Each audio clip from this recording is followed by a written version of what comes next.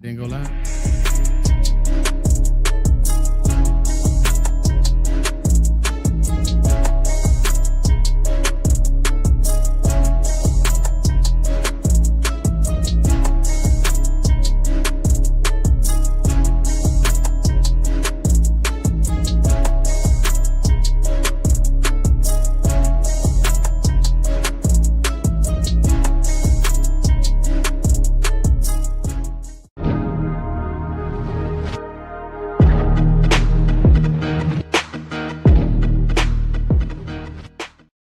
Buckle up. We're coming in hot. Episode 48. Law is back. John will be back soon. Skywalker Steele. The Cowboys Collective. The best Cowboys podcast in the world. In the world, Sky. Craig. In the dimension.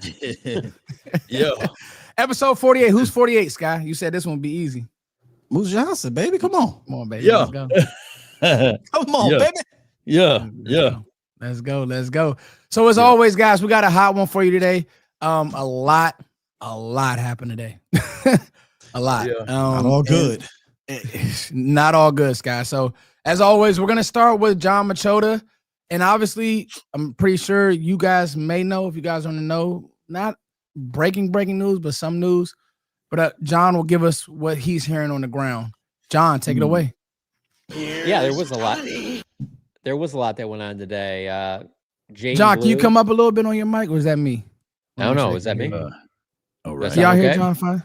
Mic check That's one. Yeah, Hello? he sounds good. You sure? Okay, all right. You're good, Mike. Yeah, you're good. So John. Jaden Blue got hurt at practice. Got his face mask grabbed and ended up looking like he kind of twisted his ankle. But it's not supposed to be anything serious. I asked Stephen Jones about it after practice was over. He said they're going to get some more testing, but doesn't think it's going to be anything serious.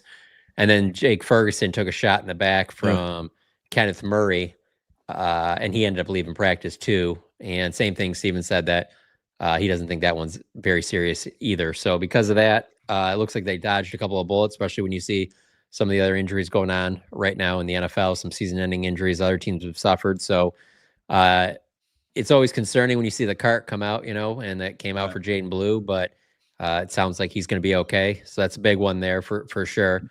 And then this is just the first practice that we were out here in camp where Micah Parsons wasn't out there at all. And so Jerry Jones wasn't out there either, which obviously will lead to people speculating, okay, well, maybe they're getting a contract done. I will say when Jerry's not out there, it's not nearly as alarming for me because he's not out there for every single practice. He's out for almost all, but that isn't as much of a shocker to me as when I didn't see Micah after the team finished stretching. And so I know Sean Sharif from 105.3 The Fan has a report that Jerry and Micah met, I believe it was, for, I think he said 4 hours. So maybe that's a good thing. It's just ironic, though, that it happens on a day where, we get Dak Prescott after practice. And, I kind of was like, well, Micah's the topic, so I'm going to ask him a Micah question, even though I know he's probably sick of answering this. And then later on in his 20 minutes or so with the media, he answered like 4 or 5 really in-depth questions about how his contract negotiations went. And I honestly, I thought this one answer was really good, man. He was, Dak was asked about, you've obviously, talked with Jerry and Steven. You've had 2 major contracts with the team. Basically, did you ever get into numbers? And he said, I never engaged in numbers, but there was a lot of engagement, especially on this last one. First one, maybe not so much, but this last one, there was definitely some talks, definitely different talks, particularly with Steven. And they were great talks. They were phenomenal talks. Honestly, don't know if I do re-sign if we don't have those conversations. So I thought that was kind of wild because, all right, let's maybe let's all read in between the lines on that one. If they're not talking numbers and he has these phenomenal talks, that me reading in between the lines was them having a commitment to him that they believe he's the guy. They want him to continue to be the guy, that they want to continue to build this franchise around him. What else would they be talking about? Yeah. Maybe the relationship That's aspect. We were just kind of talking about this with the Micah and Jerry meeting today, apparently, per reports. I don't know if the relationships were ever this bad with Dak and the Joneses, but maybe that's what it could have been. But Steven seems like the numbers guy, so it's kind of weird that I don't see him just sitting around talking to Steven about life. You know what I mean? Mhm. Yeah.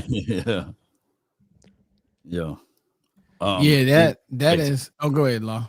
No, I was just saying that, I think that Jerry's trying to coerce Micah to just figure out a way to do this deal without David Mulugeta. And I'm just speculating. John, did this time around with Dak Prescott, originally when they first entered into their contract situation, didn't Dak drop his agency to sign with Todd France originally? No, he had switched over He had before switched. they even really got into those. So yeah, that wasn't like a major player in why it dragged on. I mean, obviously him having Todd France that factored into it. I mean, much like David Mulugeta with Micah, yeah, those are guys that get some of the biggest deals in the entire sport. So their reputation's on the line with these deals as well. And so I just don't see Micah going another direction with an agent. I know some people speculate about that, but I just don't see that happening. Better not.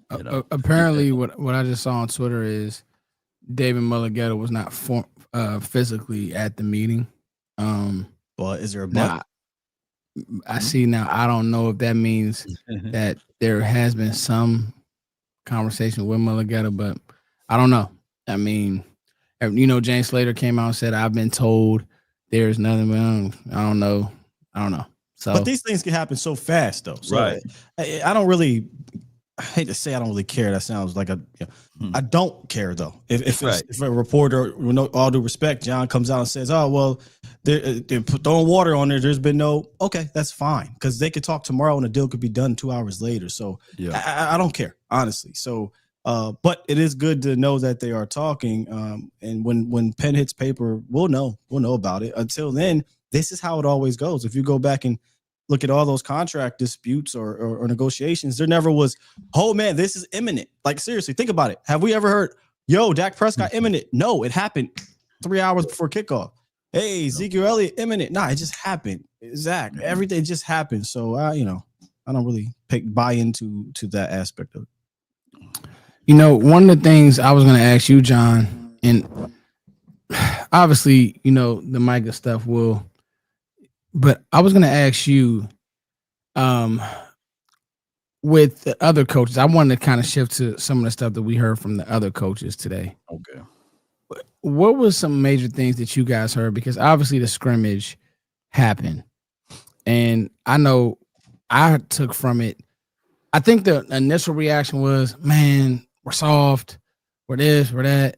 And as you start to hear the coaches, shoddy, we're not. We're not showing much. We're keeping it kind of chill. And Connor Riley really had some good stuff it was like, we're good. Just chill. What did you take from the coaches today, John? Yeah, or I agree yesterday with when they that. spoke? Yeah, it was yesterday. I would agree with that I thought they did a good job talking, kind of explaining why things looked the way it did, but also they weren't pleased, that they needed to be better. So that's kind of a good thing to me going into this preseason game, because without that practice, you can have a bad preseason game on Saturday, and then you can have these conversations. But now that you didn't really have a great practice, there should be plenty of fire. So you can't really come back after Saturday if you play kind of sluggish, you're not really hitting. Yeah. There's really no excuses then, because then it's like, oh, are we going to still say that we're only playing with our 7-iron? I mean, that's kind of, I don't know. I think that's a little disingenuous to say that. So it makes Saturday even more interesting to me. Because Schottenheimer said that he give himself probably about a C- on his play calling.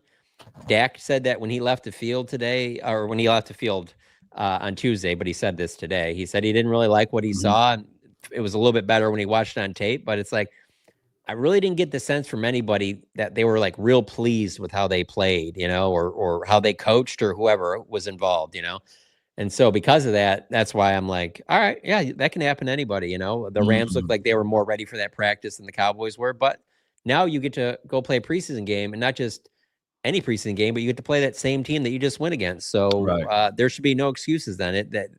I'm not saying that you don't turn the ball over or maybe make mistakes, but there should be no question about like pad level and fitting guys up on blocks and things like that. Right. You do that again, and now I'm starting to be a little concerned here. You know.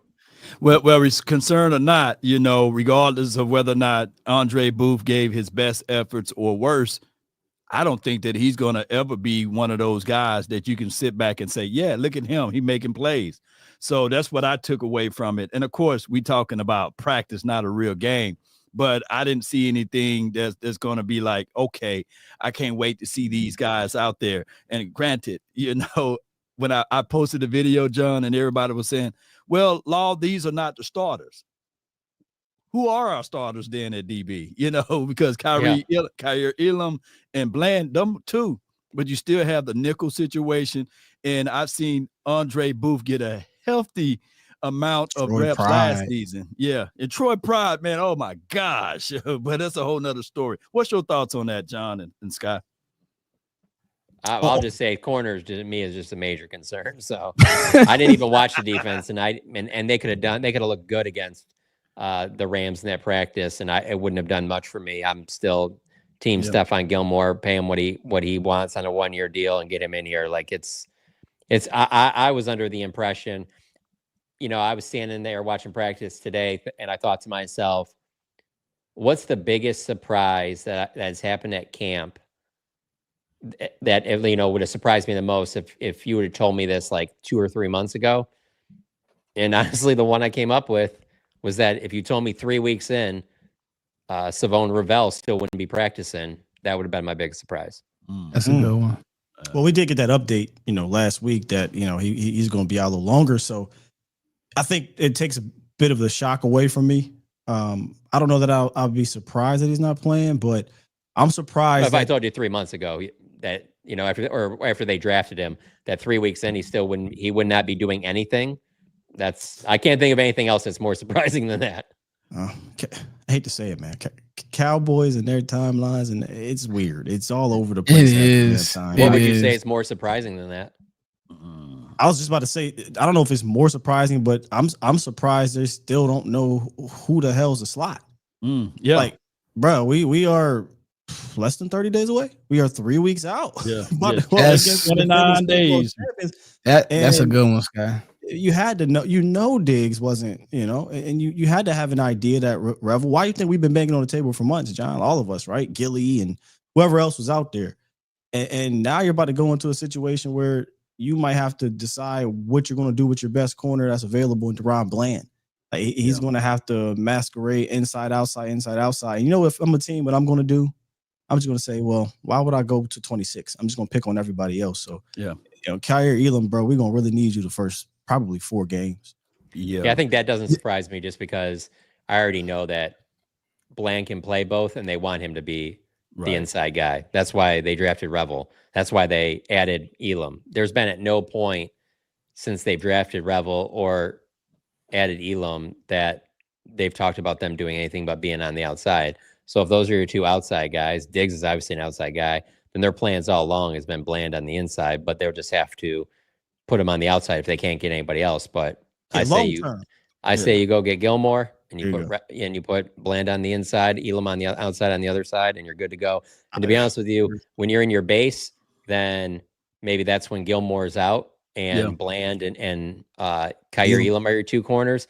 And then when you go into your nickel, then that's when Stephon Gilmore is your other outside corner and Bland moves to the inside. I think that's just what you got to do. But yeah, they're a Bland or Elam injury away from it being catastrophic. Yeah. It doesn't feel like there's a sense of urgency at the 2 biggest positions that we've been saying are needs for a long time, cornerback and defensive tackle. Like, it just doesn't feel like a sense of urgency. I think Jerry, last week y'all said, we're not looking outside.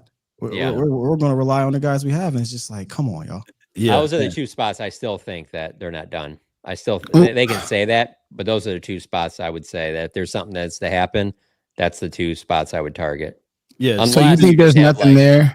Unless you just have like somebody really show up in these preseason games, whether it be like a Winfrey or it'd be Jay Toya or Tommy Aking-Basote or something like that. But like, I'm not really expecting that. Just like I'm not expecting all of a sudden I watch 3 preseason games and I'm like, nope, I don't think I need Gilmore anymore. I'm good with Robert Rochelle. Like, I just don't think I'm going to do that. So what about? I've been proven wrong before. What about Keemon Hall? Is it? Yeah. I've heard. He's feisty. Yeah, I've heard like I've heard like that they have some trust in him, John, but it's no. Oh, and Law, you've been there. Yeah, I feel like he's a nickel right now. Yeah. Yeah. You know what I'm saying? I feel like he's your nickel. And look, it might be his time, y'all. I mean, I think this is his third or fourth year in the league. He's played a little bit, has some snaps with the Chargers, if I'm not mistaken. He obviously played last year. I thought he played well, too, in the preseason at the position. If it wasn't for the room being a little deeper at the time, I think he had a shot at making this team. So maybe he just needs to get out there, Foots. And if we're going to talk about players, we'll get there in a second. But y'all put him on the list because that might be your starting nickel. And I do think he has a demeanor. I do think he has some skill, but we don't know down in, down out if he's a consistent enough player. Y'all have seen him at camp, right? But is he a camp guy? Is he a potential gamer? I've seen him game. He flashes preseason, but he flashes though, and he may be a guy that can probably fit in. But like what John's saying is that basically these guys got no skin on the wall, and the confidence with DBs once it's shattered is gone. And what I'm looking at now, I think the Ravens they had their preseason game today, and they're starting their rookie cornerback tore his ACL and MCL. And if you are the Ravens and they always draft well, they do great acquisitions, they may be on the phone right now. And I don't think Gilmore would pass up something like that to play on a contender. So the Cowboys better be wise with their selections on these DBs, especially as it relates to veterans. They need to move swiftly with this and don't play around with it. But they have played around with it. We're 3 weeks away. Right. They've played around. You have to. What I saw, I'm not as concerned. So we talked about the coaches. Guys, sorry I had to circle back. We talked about the coaches, right? And I'm not concerned with the offense. I am with Scott. I am concerned about the running lanes and the defense. And that's where it's like that part is just grit, girth. Now, and I do think, like you said, I think Eberflus will scheme some stuff up. But I only think there's so much he'll be able to scheme if. Now, obviously, Mozzie wasn't out there, but what are we expecting from him at this juncture? Yeah. I don't want to be negative, Nancy. I know somebody said I sound irritated, but that part, like now, like Scott said, hey, man, you got 3 weeks. It's only 3 preseason games. How much better are they going to get there? I expect the offense is always going to start behind the defense. And I don't think the offense was bad in the scrimmage. I think that the offensive line is working through some things versus a good Rams D-line. I want to really put that out there. Like, I think the Rams have top 5 D-line potential. I do. But at the end of the day, the defense now, you start talking about, I mean, Devontae Adams, 100 years old. He looked like a rookie out there, his feet. My guy like that. Yeah. And he was doing every corner disgusting. So and he didn't have Matthew Stafford throwing the ball. Yeah, Garoppolo looked like Stafford. Garoppolo looked like Stafford. Yeah. But Adams was making whoever the hell was throwing the ball in Oakland / Las Vegas. You know what I'm saying? Look competent when he actually threw him around. Oh, yeah. I'm very, very familiar. I mean, second to Dak Prescott, the quarterback I'm most familiar with is Matthew Stafford. And I can see him throwing no look seam balls, dimes on people and just embarrassing you. And you're just kind of like, well, I mean, that's what he does. I mean, there's only so much you can do. So you tip your cap. Jimmy G's not doing that. He doesn't have that in the bag. So there's a big difference between the two of them. That's fair. Yeah. Yeah, and I think the level of concern, like John said, like, I mean, the fact that Jimmy we'll just G go to this is, real quick. Sorry. Like the Super Bowl. Cup's not getting MVP. That thing's over. That final drive. True. Stafford literally threw a no-look ball down the middle of the field in like a huge moment. Like you think Jimmy G's doing that? Jimmy G's throwing that thing in the dirt. Also, John and Sky and Foots. Even though you're saying that Blue is okay with his ankle and Sanders is not practicing, is there any reservations that you have on running back? Because it's getting very slim right here. Yeah, I had those reservations in February. No, there is, but I will say for the preseason, it does. I mean, I really wanted to see Blue a lot, but I don't see them playing him Saturday now after this. But I mean, Phil Maffa has been coming on since the pads have come on, so I am excited to see Phil Maffa. So that's one part of it, but yeah, they probably need another body in that room. I know they like Javonte Williams more than probably most fans do. So I think they feel pretty comfortable there. And then when they get Sanders back and they feel like they're going to get Blue back, like he won't be out long, that they'll probably be okay there. But yeah, like let's say today it was a more severe injury with Blue, then yeah, that would definitely be in my right now. Just corner and defensive tackle are just a lot higher than anything else. Right. I'm right there with you. And unless you're getting a legitimate game changer type, what are you really bringing in? And I know some people say, well, bring in, Breece Hall, what have you. Look, I'd be all for it if that was the case, but I don't know if that'll be really the case or Cook, right? Like, I don't know if that really be the case. So what you said, get another body. I'm cool. There's enough bodies there. Just the running back position. You can have younger bodies, run the rock early. However, the reason why Blue was slow out the gates because he was trying to learn the veteran things that these veterans already knew. Right. And apparently he's picking those things up. And I think by the time we get to the season and weeks into the season, you guys talk about this a lot early on. It might not take long. It just might not take long. If he picks up blitzes, if he picks up the, some of the audibles and he's seeing things well, it might be undeniable and when he runs the rock. But I think those other veteran things, Javonte Williams and Miles Sanders just do right now better because they're veterans. Yeah, the running back, the runs I've seen, that's why you're right. I'm with John. I want to see preseason games. John, you think they'll let him play? Because the runs I've seen, I'm actually impressed with how he's gotten skinny, Sky, through gaps. Who's that? Blue. Oh, with Blue. Okay. Oh, I know. Like, so I'm when talking about concern, right? I'm with y'all 1000%. It's not the two positions are BT. Running back. I mean, excuse me. No, the DT and corner. Running back law. I like what I've seen from the room.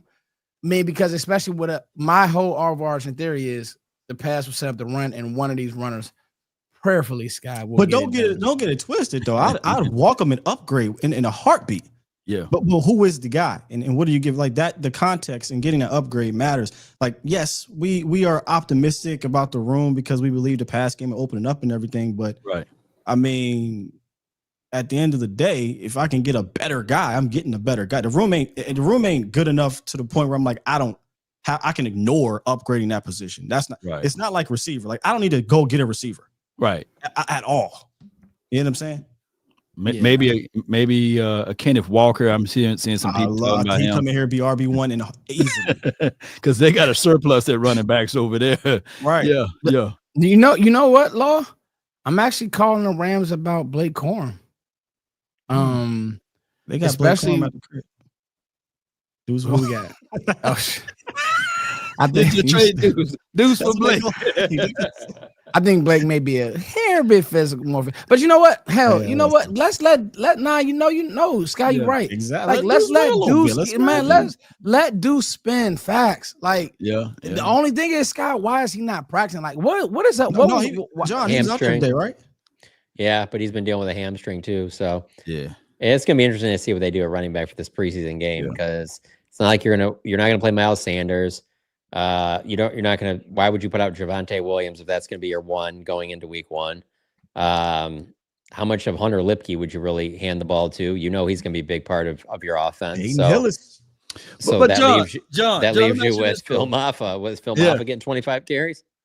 Hunter, don't talk to Rock with Hunter. We've seen him do that in the preseason. Hunter get that thing about 15 times in the fourth quarter, but I don't think they will though, man. So you're saying okay? I don't think they will because I don't think they want him touching the ball. There you go. They want him doing that during the regular I see what you're saying. Yeah. He's too important to the offense. Is what you get. Gotcha. Is there a shift in the NFL that they are using preseason one game as the dress rehearsal? Because I'm seeing some of the starters like Burrows, Chase, I'm seeing Mahomes and some others that's out there week one. Now we won't do that because you know how we operate. But is there a shift in that? I think there could be, because then it gives you that chance where if like you have a player that does suffer like Jaden Blue's injury today, you got plenty of time to get him back for that first game. So, yeah, probably. But I also still think you're seeing more and more of a shift to where you're just not going to see a lot of these guys. No CeeDee Lamb, no Pickens. Yeah. I think most coaches are going to go that way. I would love to see them for one series. I would. Man, Chase was out there with Burrow catching touchdowns on Philly, y'all. Put them boys out there for a series, bro. Come on, we got a new coach. We got a new offense. Let them get their like it's not we're not a lock. Hold on. I didn't even watch it. So wait, Jamar Chase went crazy already? Yes. Here's the other side though. Anthony Richardson got rocked and he got hurt. No, I'm not laughing at his injury, but he did get rocked though. He did. I ain't laughing at the injury, but that's the other side to it though. That's the other side of it. That's like I want to see Dak Prescott so bad out there on the field with these boys, but then again, I see that play and I'm sitting there like, dang. But go ahead. There's no chance that Dak's playing. Okay, he's coming back from his hamstring injury. He hasn't played in a preseason game, I think, since 2019. So I just automatically count him out.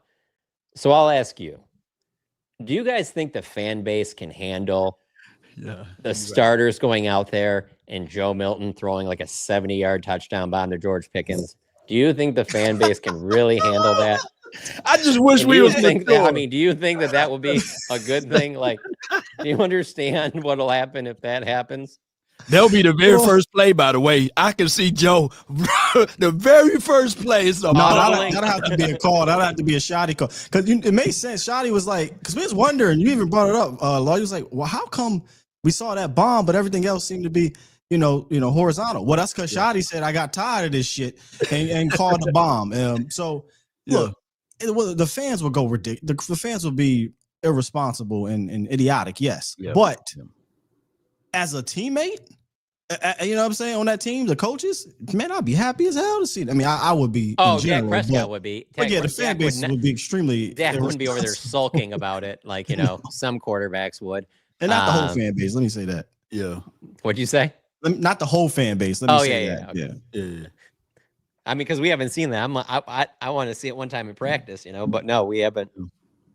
I just don't. And because Dak's not out there, I haven't seen those receivers work with anybody but Dak. And so I just find it hard to believe that all of a sudden, Shoddy's going to be like, we're going to have Milton run with the ones, All jokes aside, though, I mean, you do. I personally would give Joe some snaps with the ones because Dak gets hurt sometimes, like a lot of times. So, No, you're right. You're right. If he gets hurt, then at least we got Joe had a series with a couple of the guys, or Joe had some practices where he worked with the ones, not on some. Oh, look, Joe was taking his position. No, be responsible. You got a quarterback that you can call injury prone. You can call it freaks. You can call it whatever you want, freak accidents, whatever. He gets hurt every year, right? So. Protect yourself. Let Joe work with work with the offensive line and work with the offensive coordinator with the ones and the receivers. I don't think anything wrong with that. Granted, these reps are important for the starters too. But all right, let me get you a series or two, with the starters. Jalen Brooks is a strong 4.5, like a low end 4.4 guy, right? And you seeing him catch those. Jalen Brooks. He's a 4.7 guy. 4.7, 4.7 guy. I'll give him too much respect. And I'm seeing him taking deep shots, right, and catching balls. I can only imagine Kevontae Turpin on a 9, and Joe is just dropping back 3-step and just throwing it as far as he can and letting him get up under that ball. I just want to see it one time, just want to see it. I mean, you might see it, maybe not with Turpin, but maybe you might see it with Trayshawn Holden. Yeah. Or I can see Brooks playing. I'm just trying to think of the guys that Milton's had the best rapport with in these practices. Definitely Holden, Jalen Brooks for sure. He's developing with Ryan a little bit. Flournoy, yep. And he's been pretty good with Cropper too. So yeah, it wouldn't surprise me at all if you see him still have some big plays. The one for me, I'm wondering with him is, everything I've seen him do with a Cowboys uniform, the defense can't hit him. He's wearing a red jersey. And so there's just a lot of stuff when there's nothing really there. He'll just tuck it and run. And so I know he'll do that on Saturday. I'm just interested how many times will he do that? Like let's say he plays the entire first half. Like, is he going to run 6-7 times, or is he going to run 2 or 3? Like I'm interested to see how much they let him use the wheels, because he certainly can do that too. John, they just had a shot of the Ravens. And they just had a shot of Cooper Rush, and he just looks so sad. Yeah, he looks sad. He's literally on the sideline by himself. Nobody's talking to him. It's just funny. I know this weirdest is not signing ever, bro. The weirdest signing, bro. Scott, you took the words right on my. I'm like, they signed him to be the backup to Lamar. They're literally gonna have to change the whole offense. Yeah. The only thing I can think of is that was because if Lamar is to go down, they're basically turning into like the Titans with Derrick Henry. Yeah. Where it's just going to be a very like boring pass game, and we're just going to live or die with whatever Derrick gets us on the ground, you know? But yeah, that's about as bad of a comp between a starter and a backup as you can get. Right. And they never did that. They usually had a guy that literally looked. Who was like their backup last year? I think they They always had like Huntley. Huntley. Oh yeah, that's right. It was Huntley. You're right. Yeah. RG3. You know. I'm surprised they didn't go get Trey Lance or someone. Yeah. Somebody that can run around. All right. Speaking of preseason games, go ahead, Scott. I mean, no, I was just gonna say I'm looking up his stats. He got a 20 QBR and 1 INT, and they put the other quarterback in. Not to beat up Cooper Rush, he's my guy, but God, dog. Cooper Rush showed up to Baltimore. How you doing, guys? Who's this guy? Oh, we signed him. I thought he was a janitor, dog. You know, he got in a little bit for the Giants. Remember, he joined Garrett when Jason Garrett was like the OC over there, and it didn't really work out. And then he came back to Dallas, and it was just like, I don't know. It was just like, that's like a good fit for him. So, I don't know. Yeah. All right. Speaking of preseason games, like, you know, we all said you got to run the risk of injury. But there are guys who do need to play, John. And, you know, we're texting back and forth. I want to actually apologize, guys. I still got to be a dad. So if y'all see me getting up and out of the screen to the fans, bro. We got you. Hey, I love y'all, man. Y'all know how I go sometimes. Well, actually, you know what? Hey, John, you know what? I'm glad, John. Let's talk about it. We can talk about this on the Cowboys. Let's do it. So, I want to hear it. I don't have any kids. Give me some parenting advice. So this is what happens. I'm doing the pod, right? We do a bunch of pods, right, John? We got to do content all day, me, Sky. And my son, you know, you got to get him settled. So he's on his iPad. I hate doing the iPad thing, but he's asking for stuff. He's looking at me. I'm like, not right. So y'all see me, and you know, I'm like, Law. No, wait, John. Wait. He said corner 3. We need a D tackle. You know, and I'm like, so that's how it is, John. Now, John, you remember we talked about the cookout. It's the cookout way. Or see, because black people, what I'm gonna do? You see this phone? I'm gonna throw it at him. Wow! Didn't I tell you to sit down? I'm not gonna play with you no. Or okay, John, I'll do. I'm torn on the whole not having any kids. I'm torn on the whole screen time thing, and the reason I say this is because I know parents are fighting it off, but I'm always kind of like, yeah, but you do know that's where everything's going. Yeah, you know. So do you completely take it away, where it's like, okay, so now my kid's going to be behind because every other kid is on this thing all the time? Because that's just where the world is going. Yep. My kids are growing up. Like, I didn't have that. I'm 43. We didn't have screen time like that. They won't be behind. They won't be behind. They won't be behind because when they are cognitive enough to use that and they're getting taught that at schools and whatnot, they'll be fine. Yeah. At certain like 1, 2 and stuff, if they're on it constantly, it can mess with their psyche to the point where they don't have it. They throwing temper tantrums. Oh yeah. You do got to be careful. Yeah. You know, they get mad, you turn off their show, or you know, give me the iPad, and you don't want to do that. So I just would rather if you could just go back in time and take me to like maybe 2nd grade and replace. I would rather have screen time and learning that than all the time I wasted on learning cursive. Right. And never used it. Oh, or the math stuff where they'd be like, you know, you're not going to have this calculator all the time. Yeah, you're right. I'm not. I'm going to have this. You're not going to have a calculator in your pocket. And we have yet to use the Pythagorean theorem in real life. You know, come on. Listen, outside of accountants, I've never used any algebra. I've never used any. Only thing I need to know is percentages when we talk about my mortgage and wait, how much am I getting my tax return? And is that everything else? So, but I will say this. Go ahead, Sky. The only chemistry I care about is Dak Prescott, CeeDee Lamb, and George Pickens, dog. That's hey, how about that segue? hey, you know what? Still, hey, come here. You know, since we doing this, come here, Miko. I'm gonna bring my son. Come here. They don't believe me, but I'm gonna also say this too, John. Since we, this is a banger. Come here, son. But I'm gonna say this too, John. What I do is I make him play or do something for at least 2 hours a day. He has to go outside. Come here. Oh yeah. We all how old is he? He's 5 now. Leapfrog. There you go. My goodness, my man, my baby. I remember he was born, bro. Yeah. And so this is what I'm telling him, John. I'm telling him all day. I'm telling him. I'm like, John. I'm like, Meek, sit down. Stop. What am I telling you? Am I telling you to be quiet? He wants some Roblox. Yes. We got foot. Yes. We got foot, so we got feet. Low feet. Little That's what we feet. call low feet. Who's your favorite team? Cowboys. All right, bye. You go hurt some. I did. He don't even know. You're just setting him up for Real a quick, lifetime of heartbreak. last thing. Y'all, please. All right, quiet me. That don't mean you can be loud. This is therapy now. This is therapy, bro. I'm like nervous. I'm nervous to let my 1-year-old be a Cowboy fan, y'all. Is my fandom in question? I'm nervous. I don't know, man. The way this thing been going. It's been 30 years, 30 seasons. I forced it on my first two, and my middle one, he love it. I'm like, man, you don't know what you get yourself into. Yeah, you know what that makes me think of?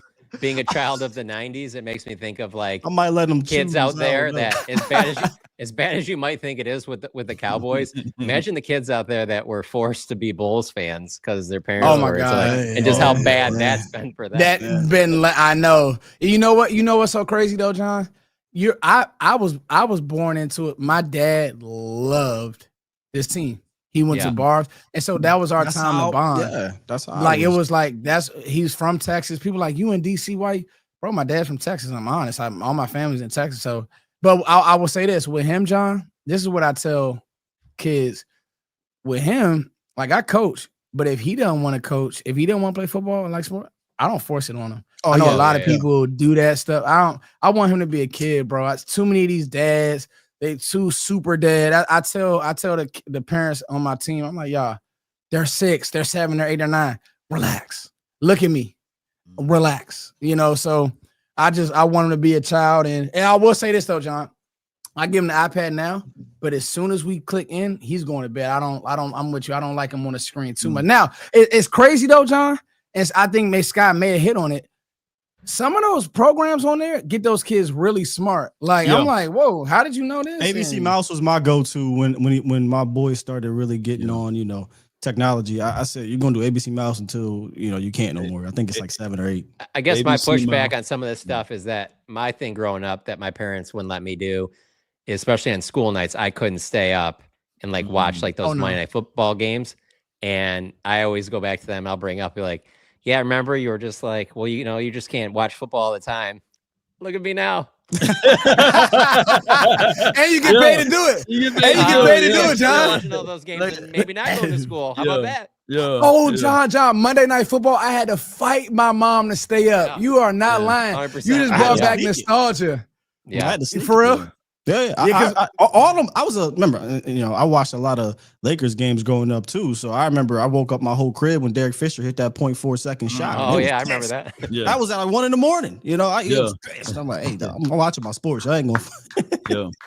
Yeah. Hey, Scott, that Derek Fisher. Hold on, did that come against the Kings? Because I'm a Kings fan. Spurs. No, that was Ori. Spurs, like Ori got me. Yeah, Ori was against the Kings. Man, I'm a Kings fan. We appreciate y'all for listening to our childhoods growing up and parenting, man. Appreciate y'all. Scott, you want to do the read before we get to the next topic? I got a good one. Yeah, man. Let's talk about it. We got our guys at SeatGeek as our sponsors for this season. Shouts out to them. Saturday is the game. If you guys have not got a ticket, it's only one place to go. It is SeatGeek. Use our promo code Cowboys Collective. You'll get $20 off your first SeatGeek purchase. They got over 28 million downloads, which makes them the #1 rated ticketing app with more than 70,000 events, including concerts, sports, festivals. So if it's not Cowboys you want to go see Beyonce, holla at it. If you want to go see, what's my man's name? Jelly Roll, Big Roll. Jelly Roll. If you want to go see Big Jelly Roll, go. SeatGeek gotcha. It's not just sports. However, NFL regular season is right around the corner. MLB is lock in step right now, and SeatGeek's got your back. And of course, we got your back. All right. $20 off using the promo code Cowboys Collective. It is in the description. Shouts out to you, SeatGeek. Come on. Shouts out to SeatGeek. Shouts out to Law Nation. Shouts out to Scott Steele. All right, let's steer this thing back to Cowboys. What a great show. What do you guys? Let's steer back to the Cowboys real quick. What do you think is the cheapest seat right now in SeatGeek for this opener in Philadelphia? Oh, openers? Cheapest for two. $375. Standing room only. 2 tickets. Oh, standing room. I say 250. Is it over under? Over under 370. You're right. Over 375. Over 375 for standing? Oh, it's my turn. Shit, I'm gonna stand at the crib then. 515. 515. Higher. Go Foots. 750. Six. 580. No, John. I was about to say 580. 6. 580 to Six, stand man. all day. Yeah. Yeah. I think the ceremony still. Yeah. Okay, that's what it is. The ring ceremony. And they're gonna hang that L because this is what you do. Go on SeatGeek and find the green dots. Them 580s is probably the red dots. You go on SeatGeek. The green dots is better. The green dots. Go check it out. Hey, the green dots is crazy work. All right, guys. Here we go. I gave you guys some homework, and actually, John kind of gave us this topic, and I didn't think about it. So now I'm gonna go around the room. All right, and we have to say each of the topics. We can't ride the fence on it. You guys can have the same players, but I want to know why. So I want you guys to give me an offensive player you're watching their preseason, a defensive player. It could be a second year, because we'll preface it with, we don't know if the starters are going to play a lot, but there are some second year guys. It could be a Marquise Bell for any reason. Offense, defense, and a rookie. It could be on either side of the ball. So give me 3. We're going to start out with Law Nation. Law Nation, give me an offensive player, a defensive player, and a rookie who you're watching in this first preseason game. You guys already know I got Mingo. You know, he's right. He's right in that middle place of being on team 2 or being on team 1 as that other option. Of course, Tolbert going to do his thing, but I'm looking at Mingo as the guy that needs to stand tall in this game. And far as the rookie, of course, is Tyler Booker. You got to have him being able to showcase his talent and his skill set against this good defensive line. What a better test you can't name a better test than that. And as far as the defensive side of the coin, oh my God. You said it got to be a rookie? It can be anybody. No.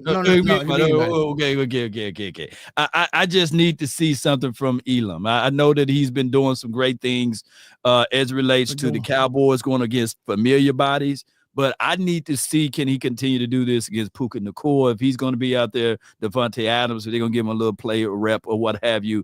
And let's see if these things can work out for us. Those are my 3 guys. You know what, Law? I love the Mingo pick because Mingo. Sky's been saying it. This receiver core is sneaky nice now with the 2 dogs. And Mingo needs to play. You don't get that veteran. Now you don't get to sit. No. You don't get a hat on. Go play. Those are good. John, talk to me. Who your 3? Hey, I'll go last. I got a bunch. I'll just fill in wherever you guys, anybody that will leave out. I'll piggyback off the Mingo a little bit too, because he was one of the, I wrote down a couple just in case this happened. But the reason why I think Mingo, has to play, and we want to see him get some momentum, because Tolbert, granted, he probably should suit up just cause, but he doesn't have to. Like, we know what he can do with the quarterback and whatnot. He doesn't technically need to prove anything to them. We haven't seen it with Mingo. He had to come in here and play with Rush, right? So he really didn't get a chance to get in a. Granted, Joe Milton is not Dak, but Joe Milton is much better than Rush. So Joe Milton, I think, will be able to deliver the rock to him. So yeah, Mingo's one of the guys for me. I had Blue at number 1 until the injury happened. So I don't know if I can use him anymore. But man, if he can play, he's definitely the top one I'm looking at, because he plays a position where we need a guy to pop, right? If Mingo didn't pop, I don't think anybody would really sweat over it, because you still have Dak throwing the rock to Lamb, Pickens, Turpin, and Ferg. So we're talking about, again, the backup receiver that we're going out there and being excited about seeing. Defensively, rookie or just rookie in general, I mean, it's Raku. Like, I want to see Raku go out there and put some of those moves together, because something that, I noticed listening to people that were watching, and John and Law, maybe y'all could, confirm this if you watched him intently, which I know you didn't go over on defense, John. They said Eazy was bull rushing the whole practice against the Rams, just straight bull rushing. And we know he has a bag. So my thought process, and those I was listening to, I think it was the break or something, they were like, well, maybe he was just working on stuff. Maybe he didn't want to show everything. And then once you get to the game, he's going to be going up against those guys. Then you're going to see him hit him with the ghost, the up and under, some dips, some spins, some hand things. I don't think he's going to go out there and just not unleash the bag. So he was doing a lot of, after practice today, he was doing a lot of work on his spin move with Lyle Collins. And it looks pretty fluid to me. So I would not be surprised if he pulls that out. John. He's nice. And the non-rookie, still going to be a young guy for me. Maris Leofau. I feel like with Murray missing a lot of camp early, I think Leofau, I don't know if they believe he's jumped Murray, but I would just run with it. You know what I'm saying? Just play the youth. Just run with Leofau. So if he's going to be out there, just want to see Leofau get downhill. I remember, I think it was against the Rams last year. They played the Rams. He had a couple snaps his rookie season where in that preseason game, you're like, oh, okay, you see the rookie jitters. You see him kind of thinking too much. Hearing he's more on it, sharp, shooting the gaps, getting downfield. So I'm ready to see him take that second spot because I think Sanborn's gonna be your guy, but him and Sanborn would be pretty fun. Hey Scott, you remember the old saying, if it's a rookie and a veteran, if they playing the same, play the rookie, you know. So well, even though, like you said, it's the second year, but play the youth. All right, for me, because we're gonna let John go last, and so for me, I've been ready for this topic all day.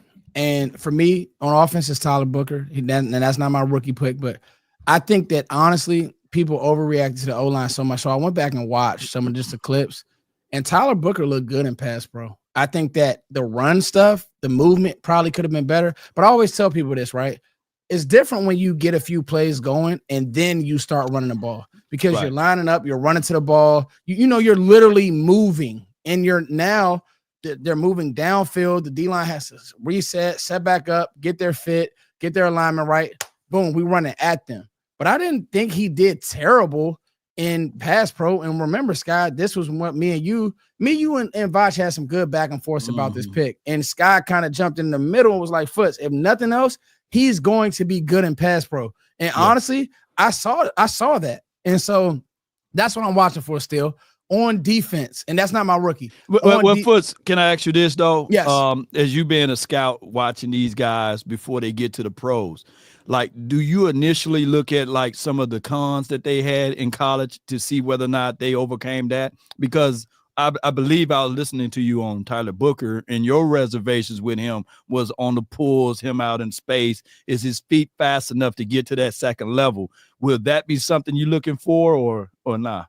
A Nation, 1,000%. Because I think in a phone booth, he's going to be fine. He does a great job extending his arms, moving side to side. Like if we're wrapping him around, can he locate that end if he's kicking the end?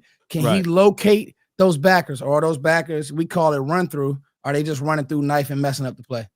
You know what I'm saying? And so we've seen BB's pulling really good this year. And they may just pull him more. They get those, you know what I mean? They just may do that. We'll do it. Fact. So, but you know what, Law? I am looking for that as well. I know GTs and any of those plus 1-2 runs. So yes. But I will say, like I said, when I went back and watched some of the scrimmage, I'm like, I see why people are upset, but I get it. Go ahead. Can I add to the offensive line thing? If you guys do, I hate to selfish plug this, but 2i nailed it. Okay, she nailed it, and then 2i and Aisha Morrison, and then Coach Riley pretty much confirmed what she was talking about.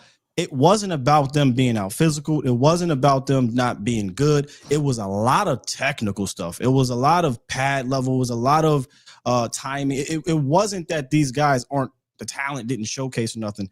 I think they're still working on a new scheme and new techniques and trying to, hone that in.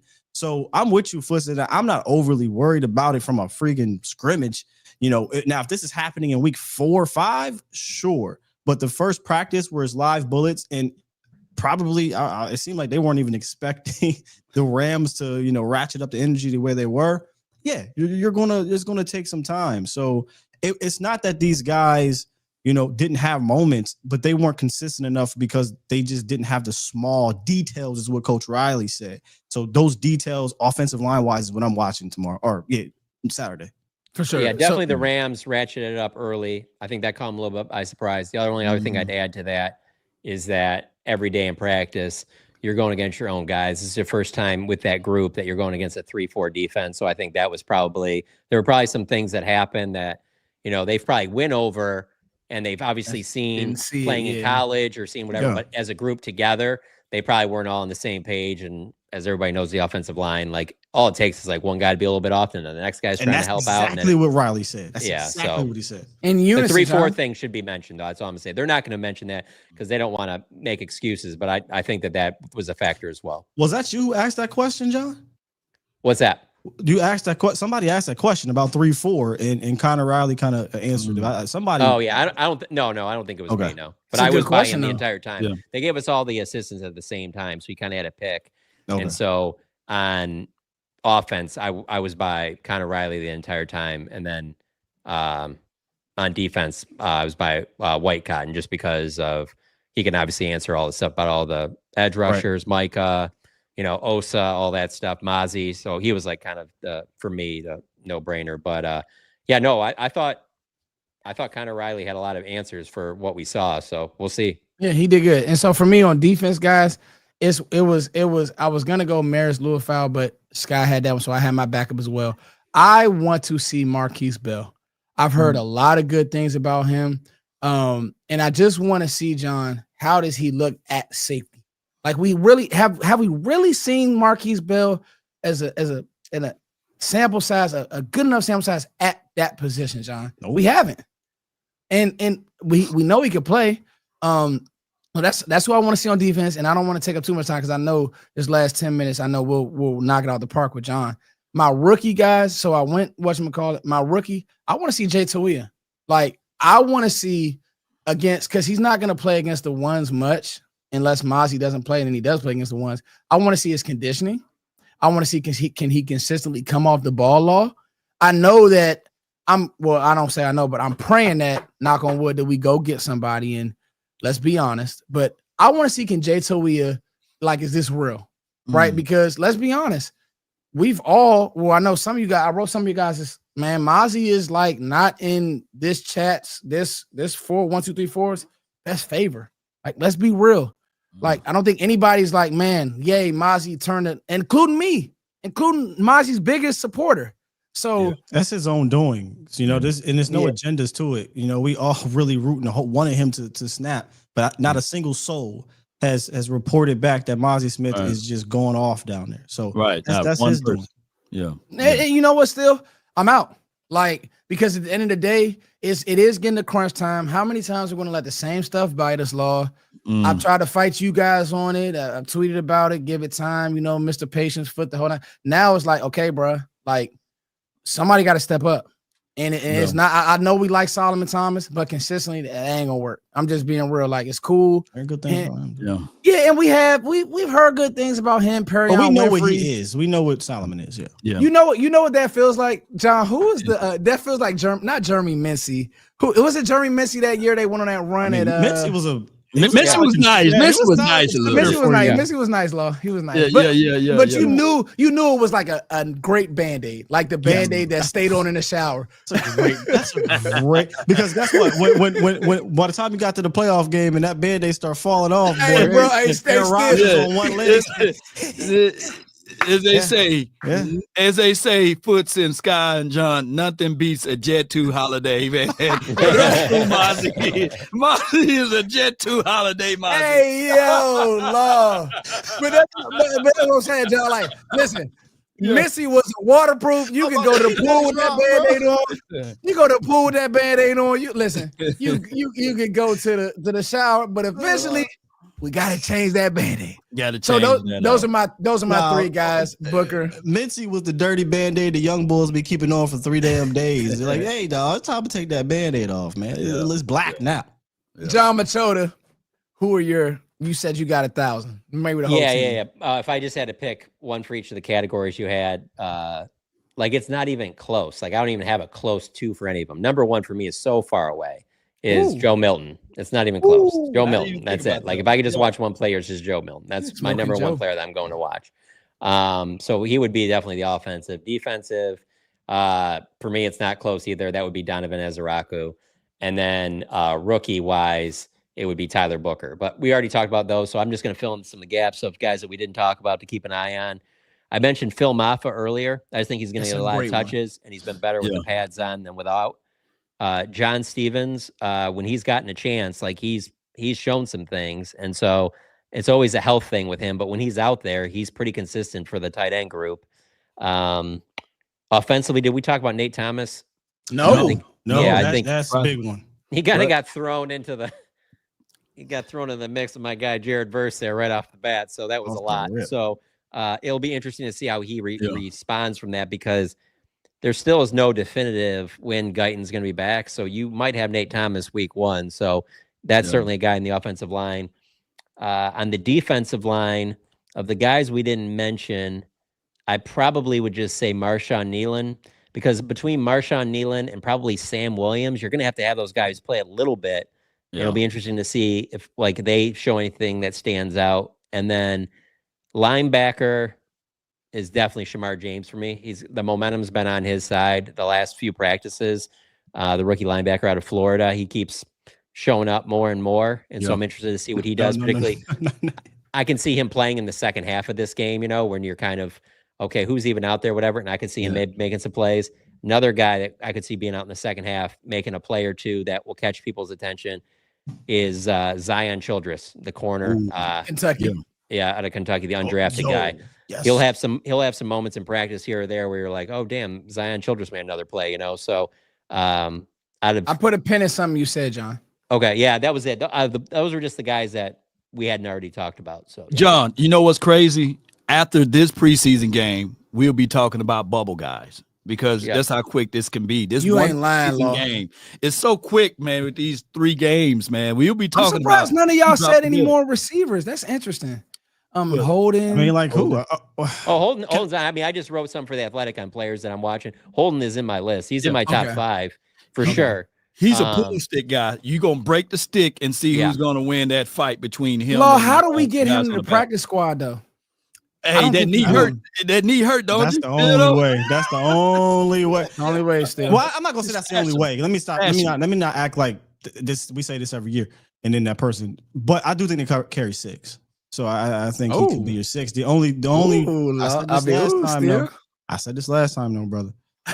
when they went out there with the special teams, that's the one thing you want to pay attention to when it comes to these down rosters. And it was C.J. Goodwin and Jalen Brooks. And who's been connecting with Milton over the last couple of weeks? Jalen Brooks, bro. That D ball was a good route. He ran that jump. He hit another one today too, I think. Did he? I just think. Did he run away from the defense guy? It was Josh Kelly, though. The deep ball was Josh Kelly. Okay. But here's my thought, though, Sky.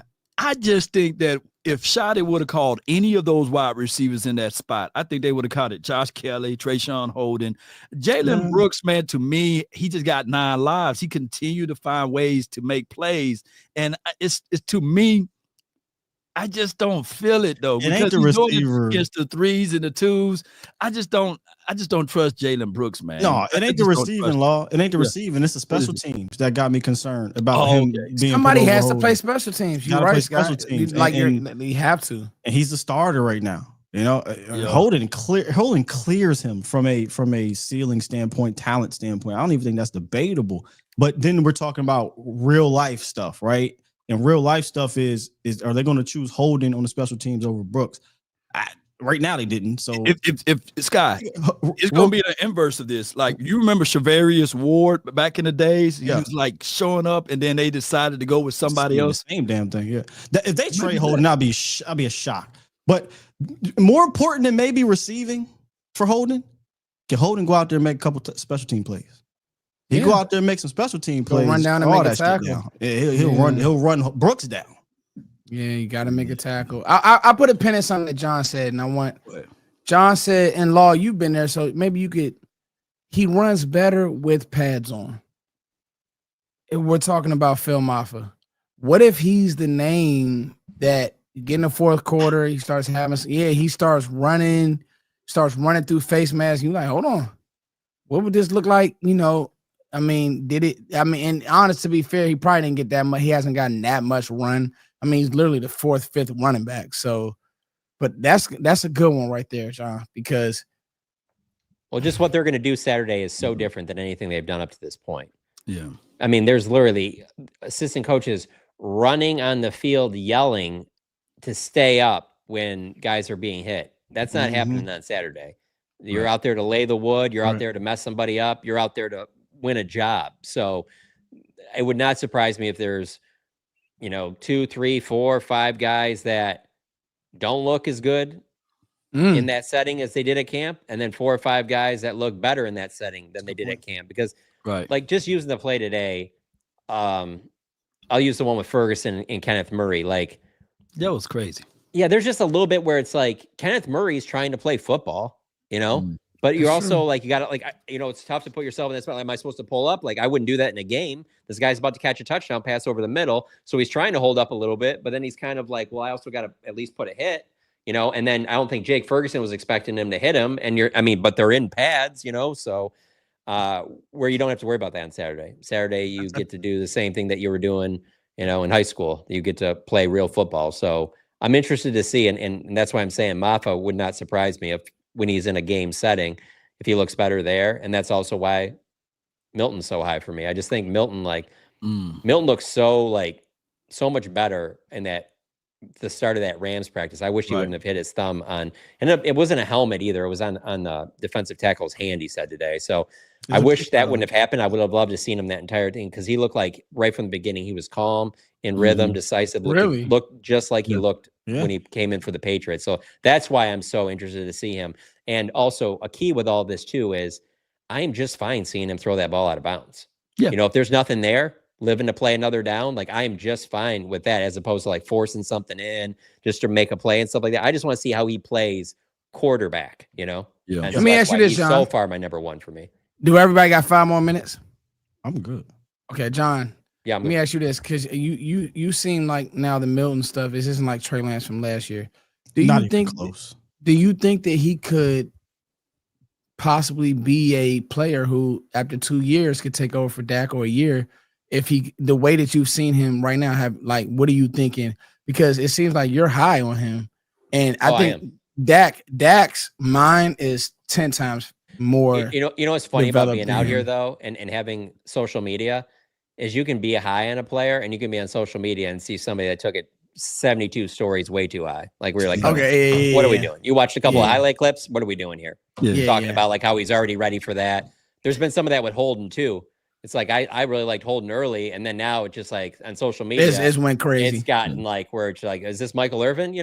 So there is a little bit of pushback on that. So I don't want to say. I think that Joe Milton has all the tools to be a starting NFL quarterback. So it's just about the reps and processing and all that stuff like that. But that's easier said than done, But that I feel like is the only thing that's been missing for him when he was in college too. That's the stuff that gets him drafted where he did, as opposed to being like a day 2 pick, like he probably has the tools to be. So it's tough for me to say, Dak's replacement.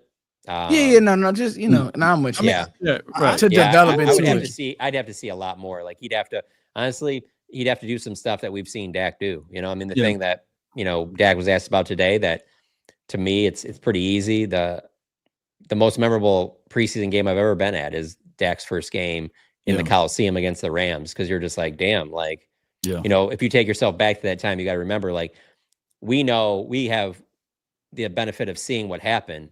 But you take yourself back 10 years ago, right? They could have easily, if he looks just okay, gone and signed like a veteran backup to fill in until Tony gets back. But in that game, you're just like, oh, he's got something here, and he didn't seem like he was fazed by it at all. So you got to see some more of that at Joe Milton. And let's be honest, he'll get some opportunities in some games, not just preseason games. And that'll be the stuff that really tells you. But where he's at right now, he's in a good spot, I think. I think we saw it already. And maybe you could say, well, Scott, you're overreacting. But to see Joe Milton in the preseason year 1 with the Patriots, and in that final game in the week 18, I think I talked to you about this last year, Foots. The mental aspect of it was night and day. From Tennessee, like the same person. He looked in preseason, in preseason. And here's the advantage I think he has, that he can be, if they move on from Dak, or if Dak injuries or whatever in 2 years. I prefer it be like 2, so he can continue to develop. 2 years would be perfect. I absolutely think it's possible, because you saw a big jump from the mental aspect. Now he still is developing, right? It's not every play is amazing out there, and you still see hold the ball. Right. Everybody's saying now he's holding the ball, things like that. But that's what development is for. But here's the advantage he has compared to last year, or even compared to Dak Prescott. He has a Dak Prescott, and Dak Prescott is willing. And that's so real, Scott. That is so real. Case for Dak, that wasn't the case for other young quarterbacks. I think about Aaron Rodgers and Brett Favre. Brett Favre wasn't in there trying to teach him. No. You know, Rodgers ain't trying to help no damn Jordan Love. Come on with it. Tony wasn't out there. I'm not saying that Tony didn't help Dak, but go listen to Mark Sanchez. I was helping Dak Prescott that year, right? Yeah. Dak and coaches speak about this. Joe Milton speaks about this.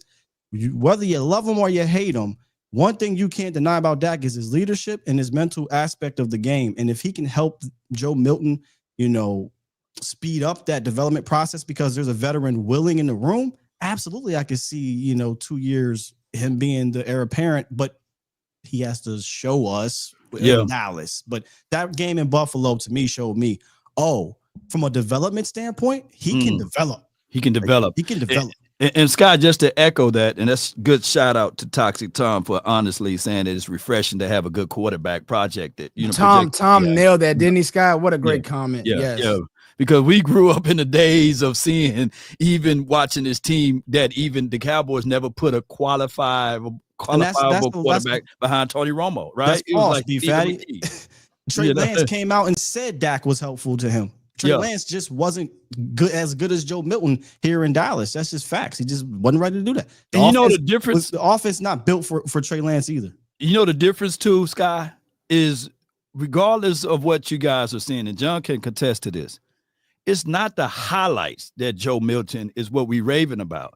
It is what John is saying. He's calm. He has got good rapport. And he got a command of the team by him being able to audible out and change up some plays. You normally don't see second-year quarterbacks do that. And we're not hyping him up. We're just saying John is seeing what he's seeing. I'm seeing what I'm seeing. And you guys seeing what you guys are seeing. But we are seeing a guy that's taking control of this team and offense before the snap. And I like that. I saw someone in the comments say that Milton's good trade bait. No, that's not. You're not doing that. That would be silly. Trade for what? So that you can go out and draft your Dylan Gabriel. So you can go draft your Connor Cook. You can go use it to package picks and get Paxton Lynch. No, if you got somebody you think can play the position, you hang on to them. Yeah. Can I say this for Milton? I know it's not going to be exciting. I'm not even really looking for him in preseason this year for the big, slam dunk type plays. I want to see layups. Is he hitting the layups consistently? We know he can. We know he can give us the highlight play. The layups is what most high level quarterbacks do consistently in this league. Yeah. So I'm gonna say this, Guy. Something you said about Dak being willing. Patrick No.C. Walker said that he was a big reason why Joe Milton was here. He came out and said that on my show. And so that was awesome. And that says a lot about just the type of person that Dak is. I think Dak is secure with who he is as a man. He understands that this is a business. He said this much. And I think Toxic hit it out the park. It's a great problem to have. Not only that, I've said this for years, guys. When I see John write an article, it pushes me.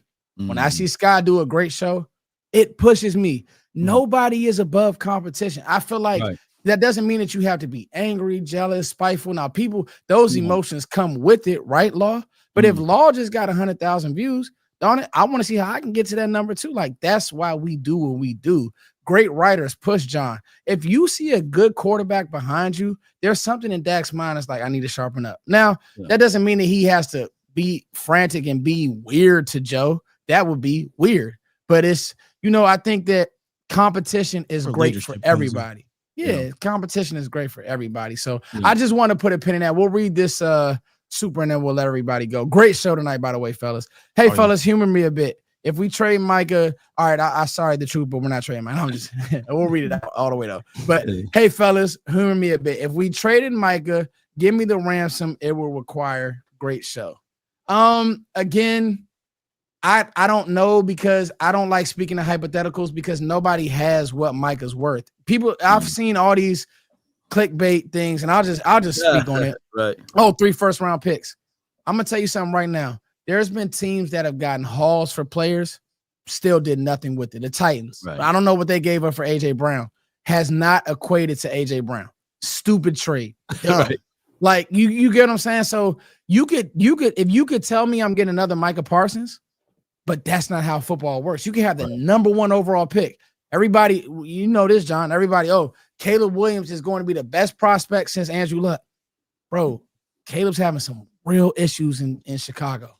even with Ben Johnson not playing fast enough. So you know what I mean, John? Like there's no way I'm trading Micah Parsons. Get that out of your brain. I don't care if he podcasts.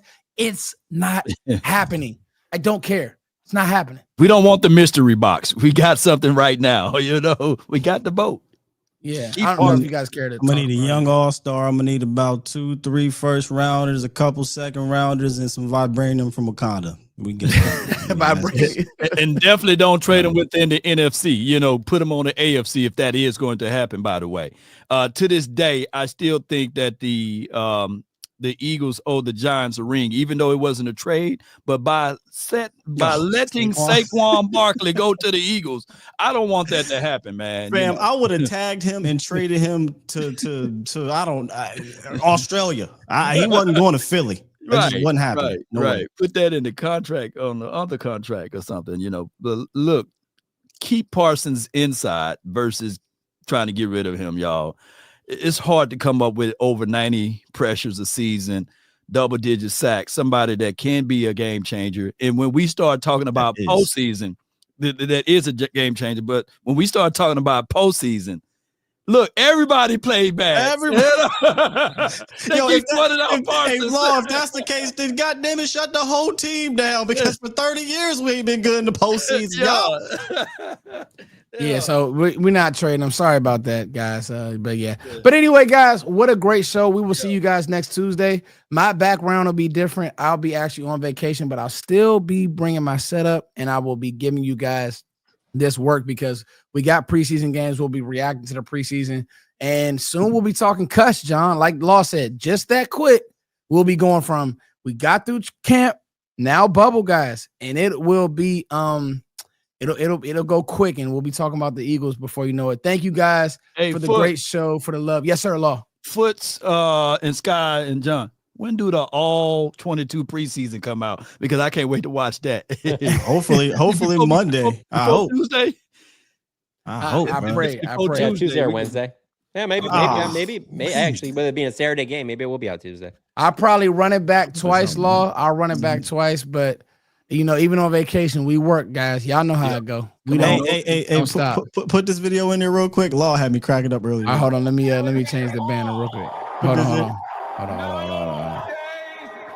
Hold on, here you go, Law.